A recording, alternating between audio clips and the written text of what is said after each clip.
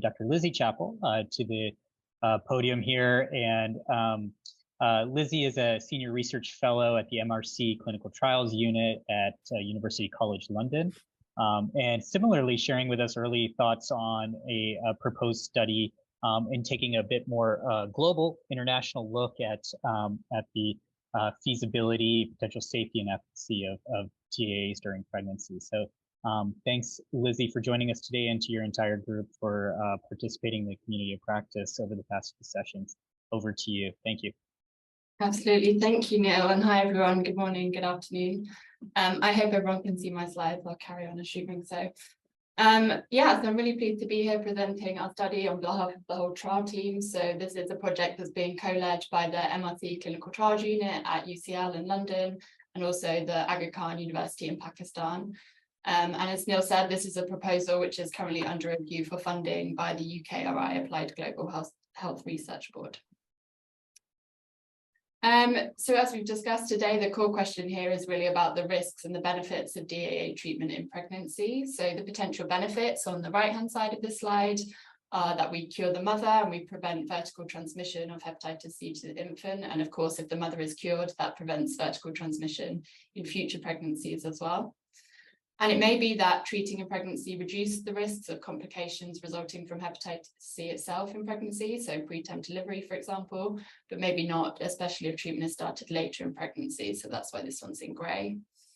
And then the potential risks on the left-hand side, that there may be adverse outcomes, so mainly risks to the infant, for example, birth defects.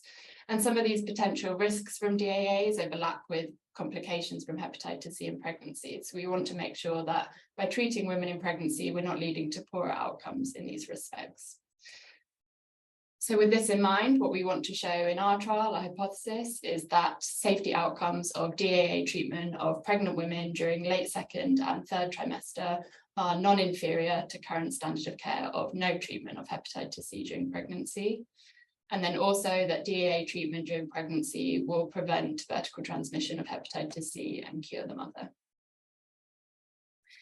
So this slide here shows our trial design. So we're proposing to randomize pregnant women from 24 weeks gestation onwards to either start Sofdal during pregnancy or to not have treatment, so as is the current standard of care.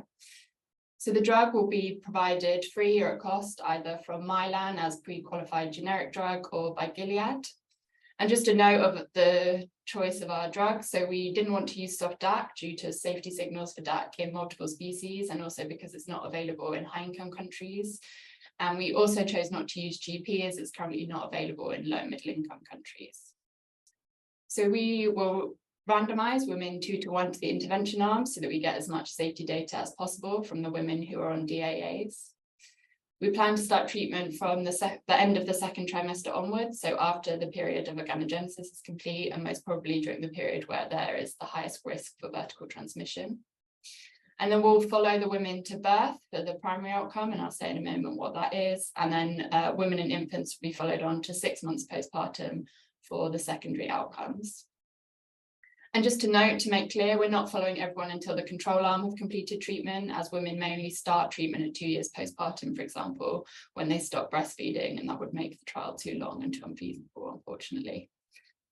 And then we will do some PK, so both in pregnancy and also during breastfeeding. So women who present later in pregnancy and are enrolled later in pregnancy will still be receiving DAAs postpartum. So there'll be the opportunity to look at PK and breastfeeding among them. And in total, we aim to recruit 510 women, of whom we expect about 460 to present before 35 weeks gestation.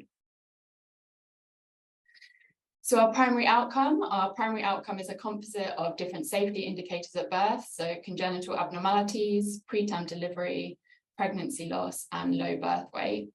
And for this primary outcome, it will be a non-inferiority analysis. Our primary analysis population is women who are enrolled before 35 weeks gestation. But as I said, women who present after 35 weeks gestation will still be included.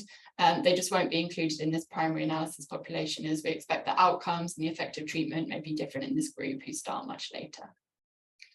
And then our key secondary outcome is vertical transmission. So this is the proportion of infants who have a positive RNA result by 24 weeks postpartum. And our sample size will provide us at least 80% power to address these first two outcomes.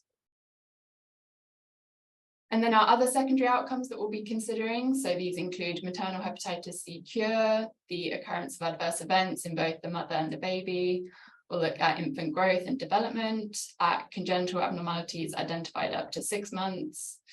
We'll look at the duration of breastfeeding, so it may be that women finish breastfeeding early in the control arm in order to access DAAs earlier, so that, this will be an additional benefit to treating during pregnancy. We'll look at quality of life, and then also among women who receive DAAs in pregnancy, we'll look at acceptability and adherence to treatment.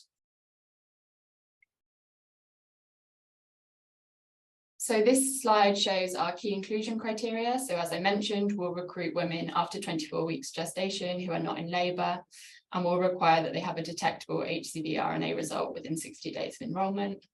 And we really want to make the trial as pragmatic and as real world as possible. So women with HIV will be included in the trial as long as they're on an ART regimen that's compatible with Soft-Vel.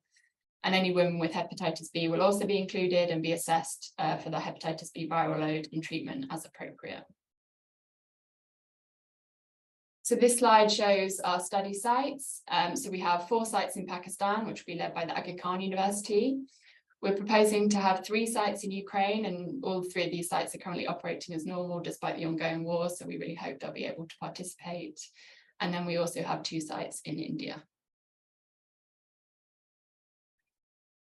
Just quickly a word on our sub-study. So as I mentioned, we'll look at PK in pregnancy and in breastfeeding for women in the intervention arm, and also look at cost and cost effectiveness, and then also the timing of vertical transmission and of clearance in the infants.